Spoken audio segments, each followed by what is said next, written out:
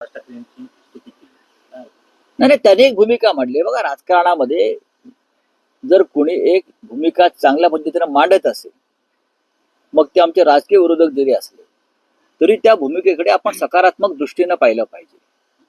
या देशामध्ये अनेक लोक ईव्हीएम वर भूमिका मांडतात, महाराष्ट्रामध्ये सुद्धा आम्ही मांडतो.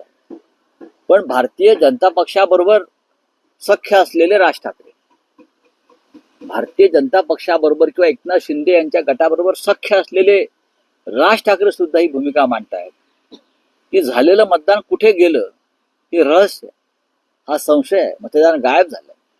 जसं त्याने एक उदाहरण दिलं की राजू पाटील यांच्या गावात 1400 मतं आहेत, त्यांचे विद्यमान आमदार होते. राजू पाटील यांच्या गावात 1400 मतं आहेत आणि 1400 मतांच्या गावात राजू पाटील यांना एकही मत पडू नये हे संशयास्पदच आहे. अशा तक्रारी गावागावातून आलेल्या आहेत. राजू पाटलांचं उदाहरण आहे, पण महाराष्ट्रातल्या असंख्य शेकडो गावातून, ज्या गावावर त्या नेत्याचा प्रभाव आहे,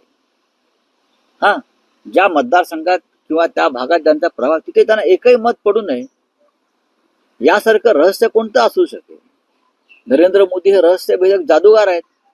त्यांनी जादू कशी झाली अमित शहाने सांगायला पाहिजे. जादू कशी झाली फडणवीसांनी सांगायला पाहिजे. 1400 गाव आहे, 1400चं गाव राजू पाटलांचा आमदारांचं आहे आणि तिकडे त्यांना भरघोस मतदान आतापर्यंत झालेलं असताना त्यांना एकही मत मिळू नये हा जर प्रश्न राज ठाकरे यांनी उपस्थित केलेला आहे, तर त्या प्रश्नाचं उत्तर कोणी द्यायचं?